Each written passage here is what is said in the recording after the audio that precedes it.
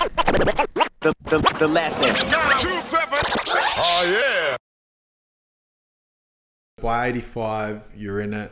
You got, you got your crew. Yeah. You got your word or your words that Yeah. you're now putting up.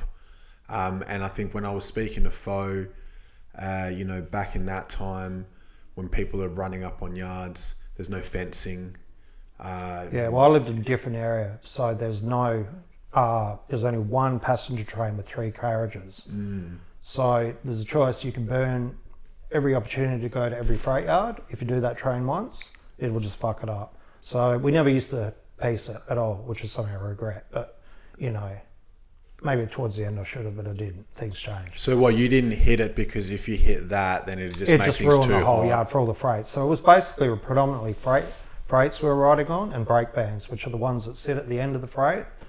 I believe Foe mentioned them in his interview, which was the yellow and green cars, but sometimes they'd be white or even like a grey colour, and earlier even maroon, but they were phased out. So they were harder to paint because they were right in the main sheds of where all the action was happening. You've got people living in the yard down one end, plus people who work for the yards who live on the same area, and down the other end, same thing. But you've also got people walking in and out, going to properties, walking home from the pub, cutting through all the time. So there's no fences. But the best areas were where there were fences. There's some spots that there were because you're locked in. They're not going to just wander up on you. The amount of times I've looked underneath and seen people standing there talking, going, we can smell paint, or did you hear that? And it's us. And we're just sitting there behind wheels waiting for it to leave. It's happened so many times, because you get interrupted at any point. It doesn't matter how late it is. People cutting through or starting work early. There's a mill that worked 24 hours right by the yard. So when there was a shift change in the morning, we'd see cars, sort of lights coming up on the freights and stuff. That was just a change of shift in the morning, Same thing at 6 o'clock at night. People leaving, changing shift. There's always activity there. So it wasn't a good place to spend time. You can spend a lot of time in there, muck around a bit, but if you're painting seriously, you don't want to spend too long in there because you get interrupted quite often. So, yeah. And then, so when I've spoken to riders, a lot of the time, someone schooled them in, on how to hit trains, get into yards, etc., and just work their way around. But being that, you're one of the first in that time. Yeah, there were older guys than me though that wrote as well, and I wasn't living in the city, so I had no access to passenger cars. So, it was kind of weird. I left the city within a year. There was stuff up on all the lines, popping up everywhere. I couldn't tell you who did the first of this and that. I only remember seeing what I saw. I lived on the Lunga line.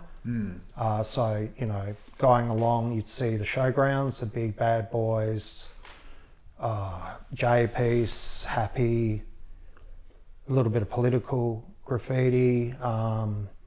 Later on, Master, which was done a little bit later by Wiki, and Sprint, that was probably 86-ish, but before that there were pieces popping up the next time I came up here, and there were tags popping up. It just seemed there was nothing to just odds and ends of just random graffiti which had nothing relevant to the riding culture. Within a year, there's stuff popping up everywhere.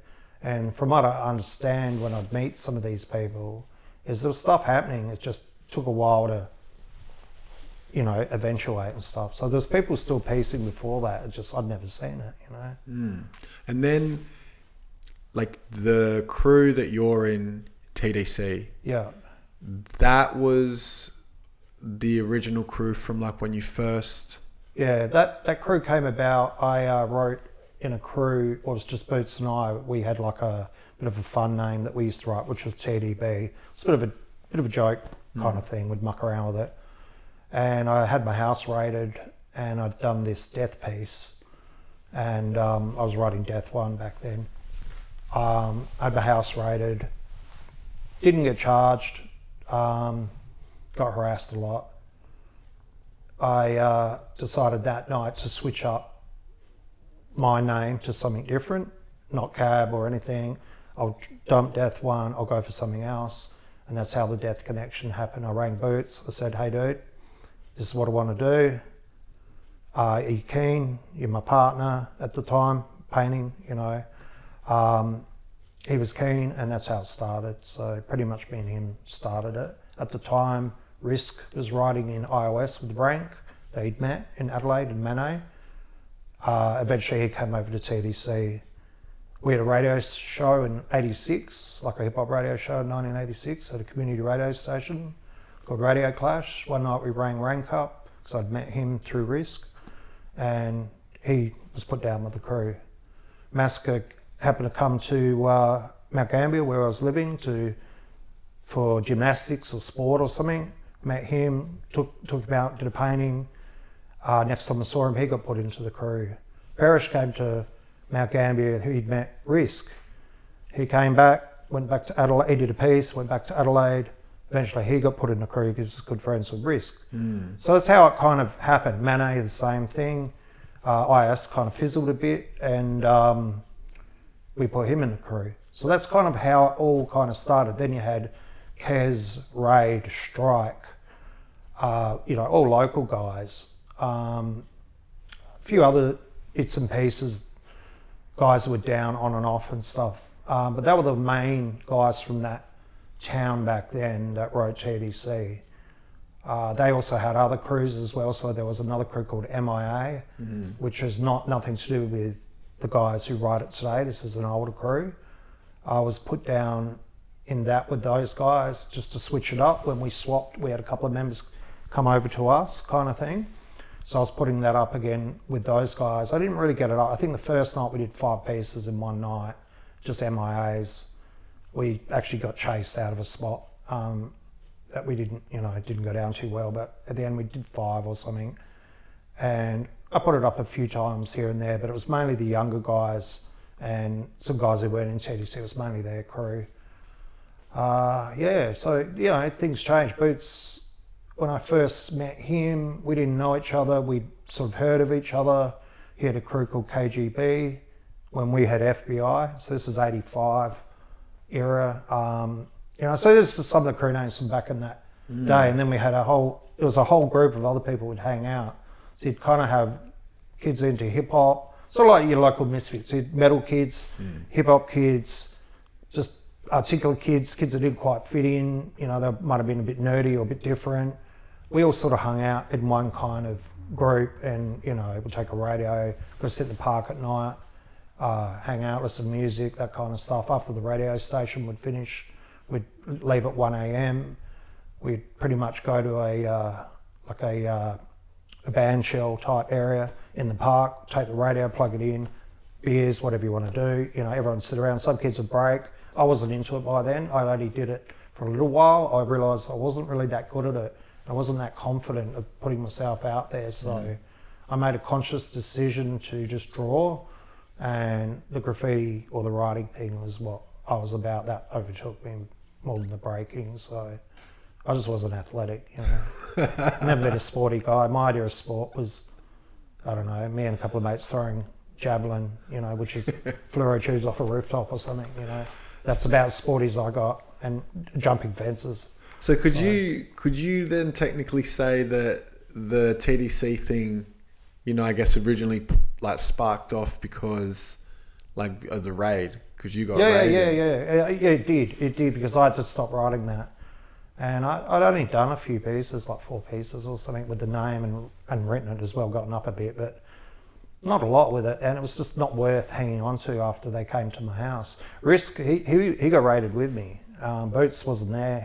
We were going back to take photos, and we were in there taking photos. We were followed all the way back to where I was live. The guy who worked by the yard had a business that was right on the yard. He followed onto the police with a CB radio back then. It was. Oh wow! All back streets. We didn't see him. We were on push bikes with a camera. I borrowed a camera off my dad, and took photos of this end to end. And I don't know. It was 4 cars and a bike out the front of my house, all banging on the door. I had to wake up my dad because I was underage. I wouldn't let him in anyway. So how old were you when this happened? 16, 17 maybe. What time did they rock through? Sorry? What time did the police come knocking on the Oh, it door? was probably like maybe 2 o'clock in the afternoon, 1 o'clock. I'd Oh, gone okay, to in the get middle of the photos. day. They'd followed us, and then this guy brought them to my house, and they was just around the house. So I had to wake up my dad, pulled the film out of his camera. He stuck another one in before he went to the door. Just in case they took the film, they didn't. They turned around and pretty much said with no doubt that these are the guys that did the painting, but they had no evidence and we wouldn't agree to it, and we didn't admit to anything, you know, so they just let it go. One of many harassments, I suppose, down the Yeah. track, so, yeah. No shit. So that's the first time you got raided, but that wasn't the last. No, it was probably the first time they went. We got raided in the yard, not my house raided. I got my house raided later. That was a different thing altogether. But that was my first kind of. No, actually, that's not true. I'd been arrested for a couple other things, smaller things, not to do with graft. You know, a few trespassy type things. Nothing important, nothing bad, nothing that would put a dampener on anything. It's just one of those things. You're a kid, you get into trouble. Scallywag shit. Yeah, sort of stupid shit, I suppose you'd call it. Treading where you're not supposed to, that kind of thing. Exploration, mapping out your local environment, seeing what's there. So, and usually it was something connected to a yard or something. And, you know, it was always some offshoot to do with riding and stuff. So, yeah, the whole thing that day when the yard got raided by cops, you know, it was a different thing because back then they came in there. By the time they came in there, we were out of there. This guy was following us, so we didn't actually get a raid. Like we had to run from them. We just naturally left, and they'd come in. We were gone. They saw the train. The guy had followed us. He was on the CB. I don't know how he did the CB. Whether they had, I suppose they had CBs back then. They came to my house, bang, bang, bang on the door. You know, that was it, sort of thing. So. Yeah. Well, that's when I'd had to drop the name, you know. The lesson. 27. Oh, yeah.